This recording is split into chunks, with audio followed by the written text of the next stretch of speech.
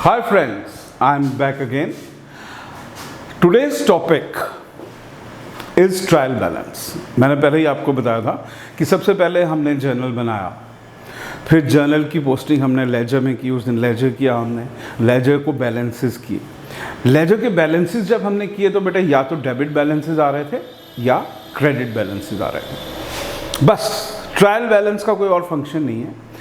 Debit के balances हमें debit में लिख लेने हैं और क्रेडिट के बैलेंसेस हमें क्रेडिट में लिख लेने हैं। तो पहले हम बात करते हैं कि ये ट्रायल बैलेंस होता क्या है। देखिए, a trial balance is a statement of debit and credit balances. It is a statement, ये अकाउंट नहीं होता। एमसीक्यू में आ सकता है कि ये स्टेटमेंट है या अकाउंट है, जी नहीं। It's only a statement of debit and credit balances of the ledger accounts। मैंने पहले कहा कि लेजर अकाउंट्स को हम बैलेंस किया, कुछ ब्रॉड डाउन बैलेंसेस की बात कर रहा हूँ। तो कुछ बैलेंसेस डेबिट में आए थे, कुछ क्रेडिट में आते हैं। तो उन सब बैलेंसेस को डेबिट के डेबिट में लिख देते हैं, क्रेडिट के क्रेडिट में लिख देते हैं और टोटल बराबर होना चाहिए। तो उसी को हम कहते हैं ट्रायल बैलेंस। ये अर्थमेटिकल एक्यूरेसी को टेस्ट तो कर लेता है, क्योंकि अगर हमने रिकॉर्डिंग ठीक की है बेटे, सारे अकाउंट्स ठीक रिकॉर्ड किए, क्योंकि डेबिट भी अगर 10,000 का तो क्रेडिट भी 10 का होता। तो बहुत से डेबिट्स मिला के 3 लाख बन गया हो तो क्रेडिट भी 3 लाख बनना चाहिए। तो अर्थमेटिकल एक्यूरेसी तो बुक्स ऑफ अकाउंट्स की बना देता है, लेकिन ये ऑथेंटिक प्रूव नहीं है कि हमने सारी एंट्रीज प्रिंसिपली ठीक डाली हैं या नहीं। वो late I will tell you later. But arithmetical accuracy तो बता देता है कि अगर हमने बैलेंसेस ठीक किए हैं और डेबिट के डेबिट में लिखे हैं, क्रेडिट के क्रेडिट में, तो इट शुड टेल। ठीक है। Again hi, I am a new outfit. हालांकि मेरा ये आउटफिट जो है बड़े कम शोरूम्स में मिलता है। But it is called the summary of the debit. कौन कौन सी चीज़ें होती हैं? Assets, liabilities, expenses and incomes. Assets, liabilities, expenses, चार ही चीज़ें हैं। Assets and liabilities, incomes and expenses. तो ये सारे की समरी है, क्योंकि बेटे हमने पूरे साल में असेट्स भी खरीदे होंगे, लाइबिलिटीज़ क्रिएट हुई होंगी, खर्चे किए होंगे, इनकम हुई होगी।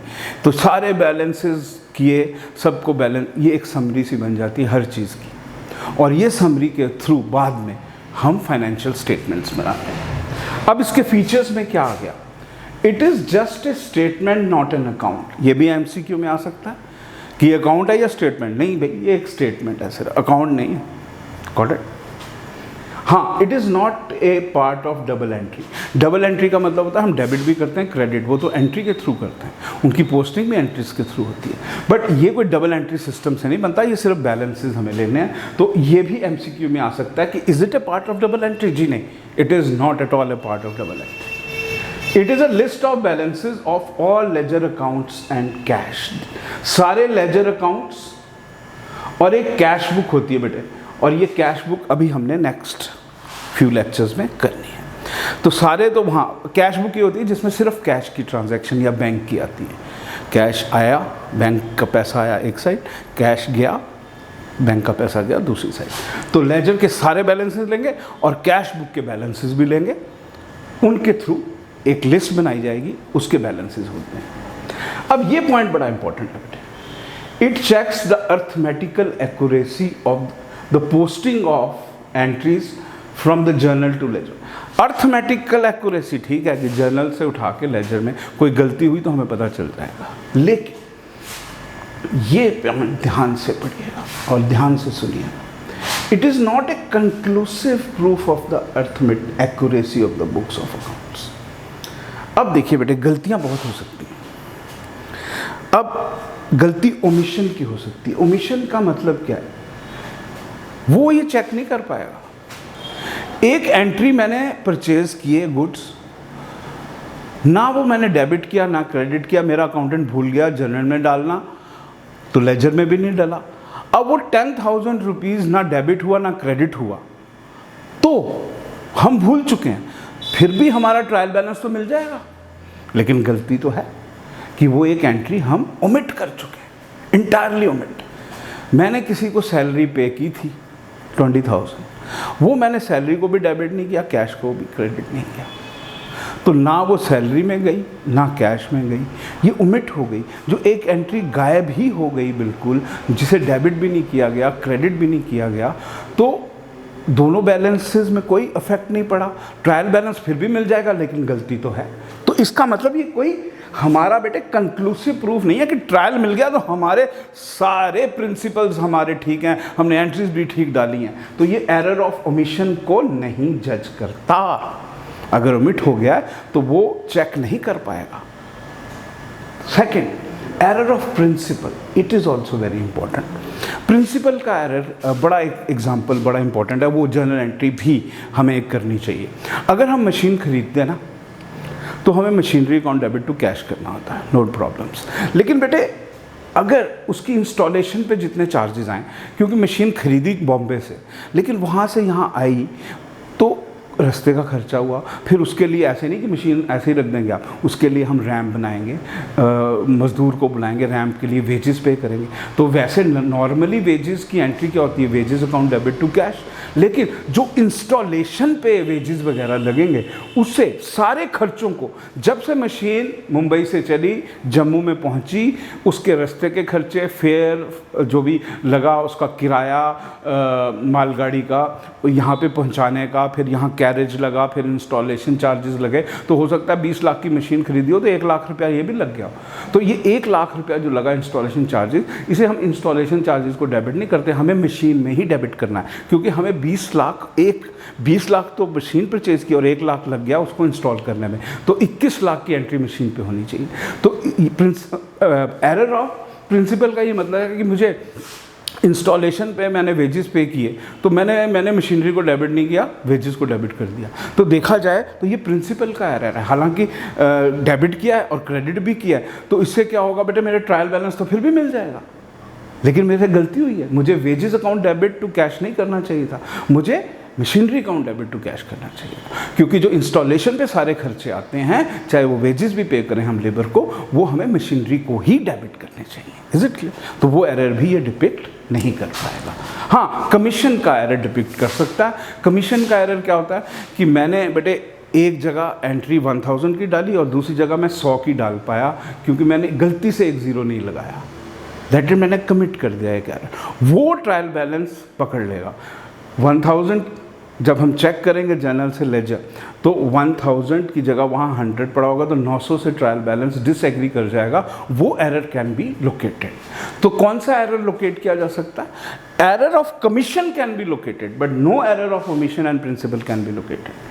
It helps in preparing the financial statements. उसके बाद बेटे मैंने बताया ही था कि जब ट्रायल बैलेंस बनता है, उसके बाद लास्ट का जो हमारा फेज होता है, जो अल्टीमेट रिजल्ट होता है फाइनेंशियल स्टेटमेंट्स बनाना, उसमें अभी हम नेक्स्ट चैप्टर्स में करेंगे। हमें ट्रेडिंग अकाउंट बनाना है, उससे हमें ग्रॉस प्रॉफिट या ग्रॉस लॉस पता चलता है। फिर हमें प्रॉफिट एंड लॉस अकाउंट बनाना है, जिसमें हमें नेट प्रॉफिट या नेट लॉस पता है। और फिर हमें बैलेंस शीट बनानी है, एक जगह असेट्स लिख देने हैं, एक जगह लाइबिलिटीज़ लिख देनी है, और उनको उससे financial standing of the business पता चलती है। तो ये सारे हमारे फीचर्स हैं which you must remember. And now कुछ और इंपॉर्टेंट पॉइंट्स ट्रायल बैलेंस में, बार बार आई एम अगेन रिपीटिंग। कौन से डेबिट होते हैं बैलेंस, कौन से क्रेडिट बैलेंस होते हैं, अभी आपने बहुत बार देख लिया, बहुत बार मैंने रिपीट भी कर दिया, मैंने बैलेंसेस आपको दिए भी, और कुछ जब हम बैलेंस शीट दूंगा मैं और एक्सपेंसेस दूंगा प्रॉफिट एंड लॉस के, और फिर और बैलेंसेस लिखाऊंगा, तो आपको पता चल जाएगा। ये याद रखें कि असेट्स और खर्चों के डेबिट बैलेंसेस ही होते हैं। बिल्डिंग असेट है, उसका हमेशा डेबिट बैलेंस होगा। रेंट पे किया, वो खर्चा है, उसका हमेशा डेबिट बैलेंस होगा। तो असेट्स और एक्सपेंसेस का डेबिट बैलेंस। इसका रिवर्स क्या होता है बेटे? Liabilities and incomes. लायबिलिटीज और इनकम्स का कौन सा बैलेंस होता है? Credit balance. लायबिलिटीज क्या हुई? कैपिटल लायबिलिटी, क्लियर, क्योंकि बिजनेस है ये, कैपिटल वापस देना अपने टोल। और रेंट पे रिसीव्ड, इस बार क्या है? रेंट रिसीव्ड, ये इनकम है, इनकम के भी क्रेडिट बैलेंस। क्योंकि जो एंट्री को डेबिट करते हैं वो हमारे शेयर डेबिट बैलेंस होते हैं, और जिसको क्रेडिट कर देते हैं वो क्रेडिट बैलेंसेज होते हैं। Is it clear? तो रेंट पेड को हम डेबिट करते हैं इसलिए डेबिट बैलेंस है, रेंट रिसीव्ड को हम क्रेडिट करते हैं इसलिए क्रेडिट बैलेंस है।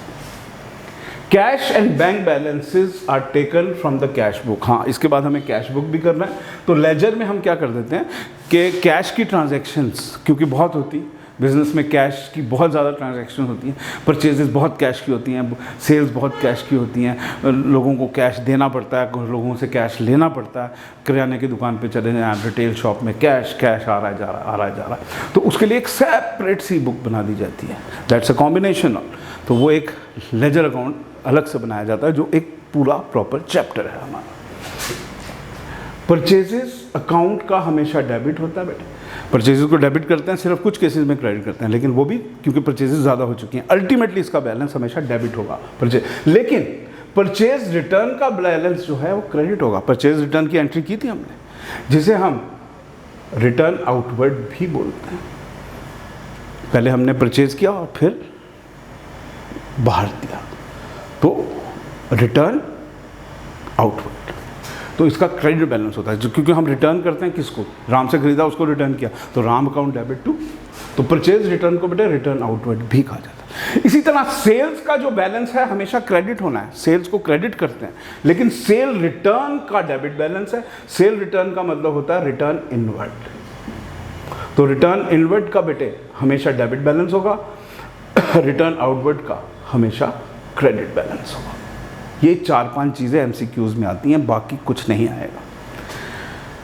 ओपनिंग स्टॉक का डेबिट बैलेंस होता है बेटे, ये याद रखिएगा, ओपनिंग स्टॉक का डेबिट बैलेंस होता है। स्टॉक्स का वैसे ये सेट्स होते हैं डेबिट, लेकिन ये याद रखना हमेशा कि क्लोजिंग स्टॉक जो होता है वो ट्रायल बैलेंस में नहीं आता। Closing stock is not a part of trial balance. Closing stock क्या होता है बेटे, जब साल के बाद हमारी क्लोजिंग आजकल 31 मार्च को हो रही है, इनकम टैक्स ईयर माना जाता है, तो कुछ ना कुछ तो हमारे जो खरीदी हुई चीज़ें पड़ी होती हैं उसे क्लोजिंग स्टॉक कहते हैं। वो होता है जो हमने पहले खरीदा होता है फिर बेचना है, लेकिन सारा कोई माल थोड़ा ना बिक जाता है 31 तक, तो उसे बाद में सिर्फ कैलकुलेट किया जाता है, कॉस्ट और market price which ever is less पे, कॉस्ट और market price which ever is less पे कैलकुलेट किया जाता है। वो ट्रायल बैलेंस का पार्ट नहीं होता। इसका एमसीक्यू भी आ सकता है, वो पूछ लेंगे कि closing stock is a part of trial balance, आप कहेंगे no it is not a part of trial balance. Preparation of trial balance helps, अब मैं कुछ एमसीक्यूज आपको करा रहा हूँ 5-6 जो बड़े इंपॉर्टेंट है, मुझे लग रहा है लाइकली कि आने वाले हैं। Preparation of trial balance helps in locating errors of omission या एरर्स ऑफ कमीशन। अभी मैंने बताया ओमिशन का एरर लोकेट नहीं कर सकते, एक एंट्री हुई नहीं, ना डेबिट हुआ ना क्रेडिट हुआ, वो नहीं किया जा सकता लोकेट। हाँ, एक जगह 10,000 की जगह 1,000 लिखा गया, वो लोकेट हो जाएगा 9,000 का डिफरेंस, तो कौन सा बेटे, कमीशन का एरर लोकेट किया जाएगा। Which of the following has a credit balance, अभी बताया था। ड्राइंग्स का तो हमेशा डेबिट होता है बेटे, रिटर्न आउटवर्ड का हमेशा क्रेडिट बैलेंस होता है। ए trial balance has is a, या रियल अकाउंट है या नॉमिनल या लिस्ट ऑफ बैलेंस है बेटे। ट्रायल बैलेंस ना तो रियल अकाउंट है ना ही नॉमिनल अकाउंट है, ये सिर्फ लिस्ट ऑफ बैलेंसेस है, मैंने बताया बार बार, again I am repeating. Closing stock is shown या नॉट शोन बेटे, नॉट शोन, कभी नहीं बताया जाता। कॉस्ट ऑफ गुड्स होल्ड का हमेशा डेबिट बैलेंस होता है, जो चीज़ खर्ची है that is debit balance. Income account expenses का डेबिट और इनकम का credit balance. So now we are coming the whole circle. दोबारा से 2-3 डेज जैसे बीच में ब्रेक आएगी, एक दिन मैं लेक्चर भी शायद मिस करूं, क्योंकि all the days I don't want कि आप करते रहें, आपको ब्रेक चाहिए। तो ये जितने लेक्चर्स हैं 8, 9, 10 अभी तक हुए हैं, इनके MCQs ये सारे के सारे रिपीट करें। और फेस्टिवल आने वाला है, रक्षाबंधन आने वाला है, wish you very happy rakhi. And ये हमारा बहुत इम्पोर्टेंट त्यौहार है बेटे, भाई बहन के रिलेशनशिप, इतना पवित्र त्यौहार बॉयज़ मैंने नहीं देखा। ईद आ रही है हमारे मुसलमान भाइयों के लिए, हम सबको मिल के दोबारा से एक JNK को और अच्छा बनाना है। और wish you a very happy, wish you a very happy Rakshabandhan and Janmashtami. Enjoy yourself, जो गुड्डियाँ शुड्डियाँ उड़ाते उड़ाओ, इन्जॉय करो ज़िंदगी। Thank you very much.